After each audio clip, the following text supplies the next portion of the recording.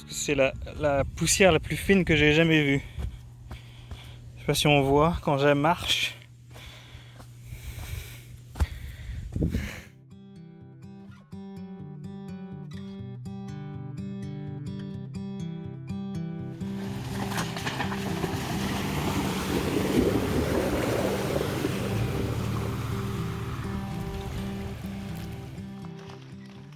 Alors, nous sommes arrêtés à Surprise Creek. Nous sommes à Litchfield National Park. Voilà. On est sur le chemin du retour de Darwin, mais on a choisi de prendre la route 4x4 pour y arriver. Et c'était vraiment un très bon choix.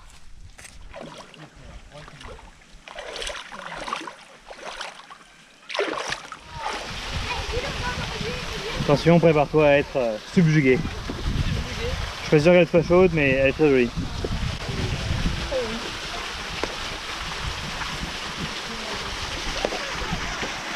Oh là oui.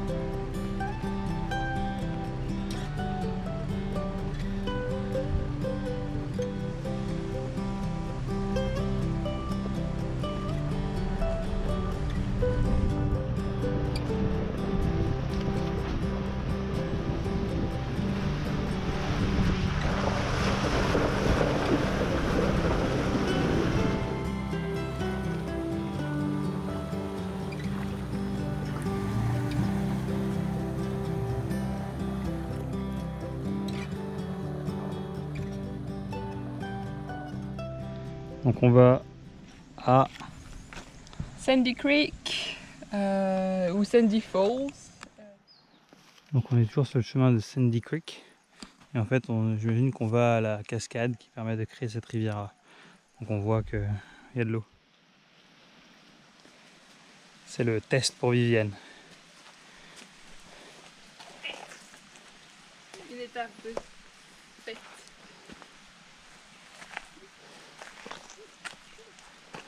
Ouais! Bon, il y a toujours un problème avec ces jolies cascades. C'est la fraîcheur de l'eau. Vivienne s'accroche à l'arbre pour pas tomber dans l'eau. Oh là là. Ah, ça contracte les muscles. Coucou. Elle est hyper chaude.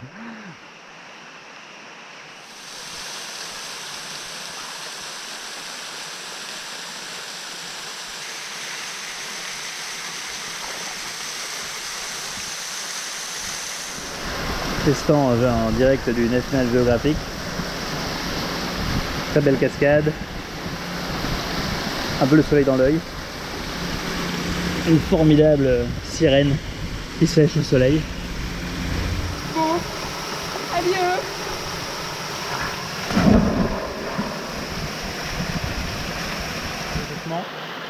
Maintenant, je peux me filmer en flottant.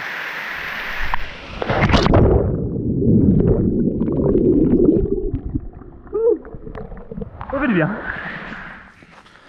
Donc nous sommes au camping Sandy Creek.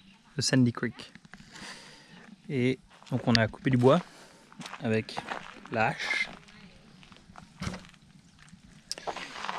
Viviane a coupé un bout de bois, j'ai coupé un bout de bois. Pas tout à fait du même diabète. L'important c'est de participer. Et voilà la voiture, la tente et la Viviane.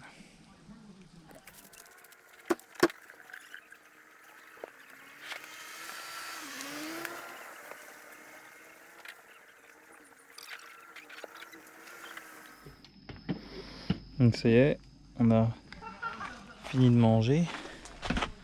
Voilà le setup. Alors il fait moins de nuit en vrai que sur la caméra. Donc la tente est sortie toujours. Hop. On est en train de ranger. Et on a fait un feu, plus pour le jeu qu'autre chose. Parce qu'aujourd'hui on n'en avait pas besoin. Mais on en aura besoin demain matin pour faire le bacon and egg.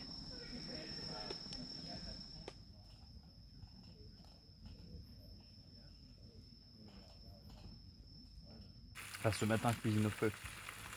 Après les beans qui ont été chauffés grâce aux flammes.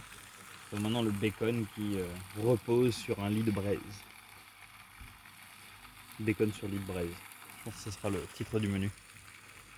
Accompagné par ces petits beans et ces œufs brouillés saveur feu de bois. Alors on est téméraire maintenant qu'on a réussi le bacon sur la barquette. Première mondiale. Première mondiale. Les œufs brouillés sur le feu.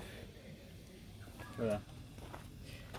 Je sais pas trop si ça va marcher, mais on a de l'espoir.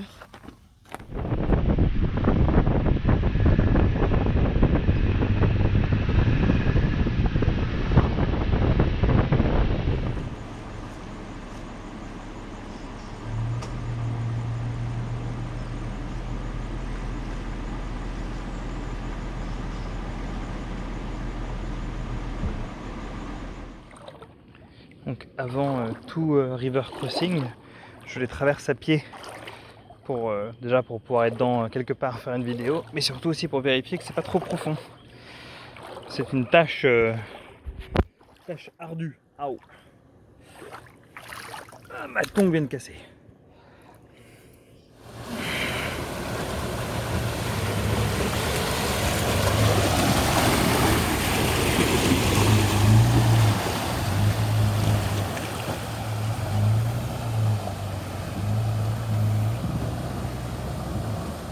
Donc on vient de repartir de Sandy Creek Campground. On a fait une toute petite route avec un super river crossing.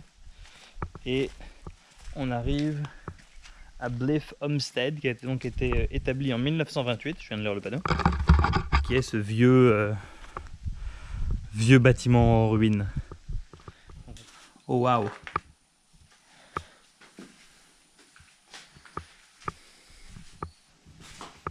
Ça alors. Family album. Oh c'est génial. The Sargent Family album. Ah, des photos des gens. Harry and Alma. Le father Harry George Sargent. Et mother Alma Sargent. Waouh, ils sont anglais, sont mariés au Canada et sont venus ici. La femme avait confiance parce que c'est lui qui a mis au monde les 2 enfants. Après que une sage-femme a montré une fois au père comment faire. Elle a eu très confiance parce que donc, ses enfants c'était les premiers qu'il a mis au monde. Et donc à côté du homestead il y a une mine.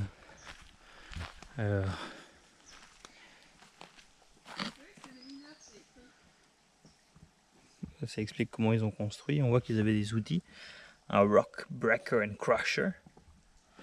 Ici.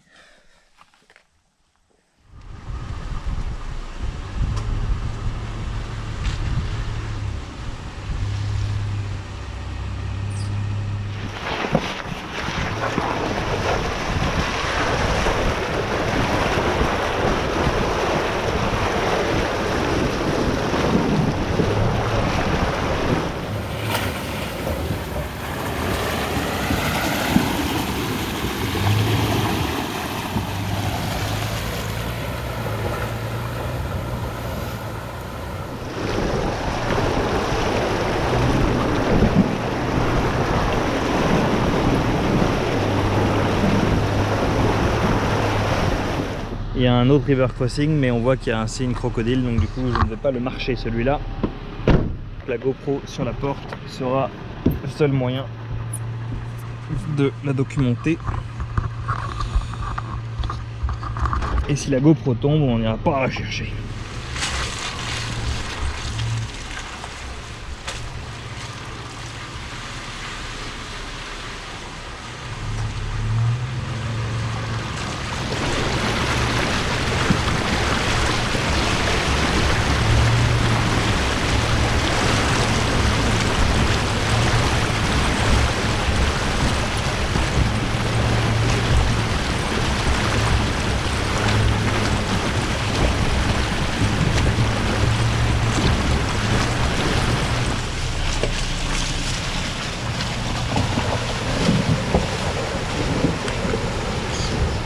Là il n'est pas lifté.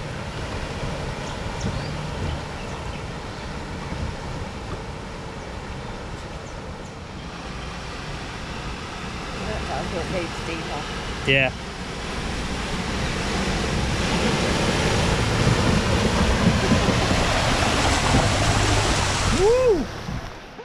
Alors, Viviane faisait une remarque intéressante sur Litchfield qui est à partager. Oui, donc en fait on avait des amis qui sont venus nous voir il y a quelques temps et qui avaient loué un 4x4 et qui du coup nous avaient dit on avait préféré Litchfield à Kakadu parce que c'est plus sauvage. Mais d'autres amis nous ont dit. D'autres nous ont dit le contraire et en fait eux n'avaient pas de 4x4 et effectivement quand on n'a pas de 4x4 on va voir il y a peu de choses accessibles, on marche sur du béton et il y a beaucoup de monde. Alors que si vous avez un 4x4, il y a tout ce qu'on a vu avant qui est magnifique. Où on était, nous plus quelques autres personnes.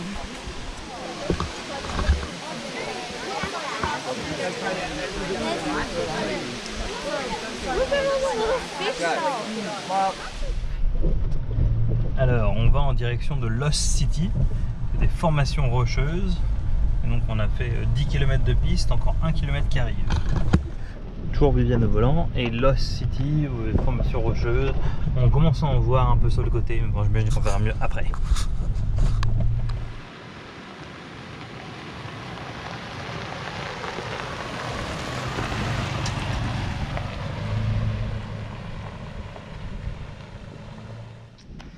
Donc on va faire une petite marche. Il est midi, on n'a pas pris d'eau, donc elle a intérêt à pas être longue. Vers Lost City. Donc, ce sont ces formations rocheuses qu'on voit devant nous. Effectivement, on dirait des piliers et un temple. Ça alors. Incroyable. Vraiment majestueux. Incroyable. Incroyable ces cailloux. On est bien de trouver de l'ombre. Donc avant en fait le plateau était recouvert de ces rochers là. Et avec la météo, le climat, une partie est cassée. Mais laissant que ces gros bouts. Ça fait une sacrée cachette. Hein.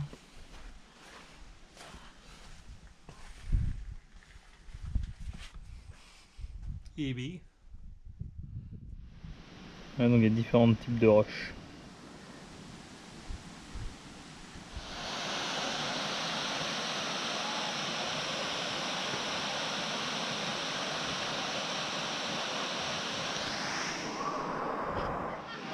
Donc en contraste avec les endroits où on est allé avant, qui étaient accessibles difficilement en 4x4 après une longue route. Là c'est un endroit qui est accessible en voiture facilement, avec un grand parking.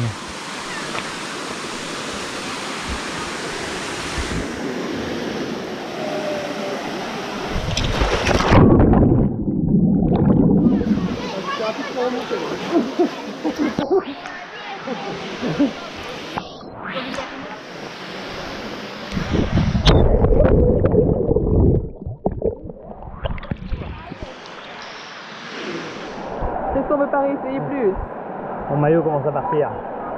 Il n'est pas assez serré pour ce genre d'acrobatie.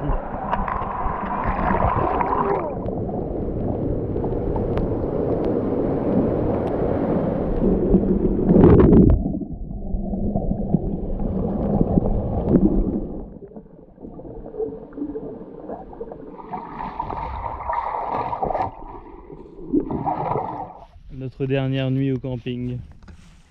On est dans un caravan park. Comme ça on peut prendre des douches avant de prendre l'avion. Donc on a vu à Darwin en fait qu'il y avait quelques restes de la Seconde Guerre mondiale et effectivement en fait là par exemple il raconte le bombardement de Darwin par les Japonais en 1942.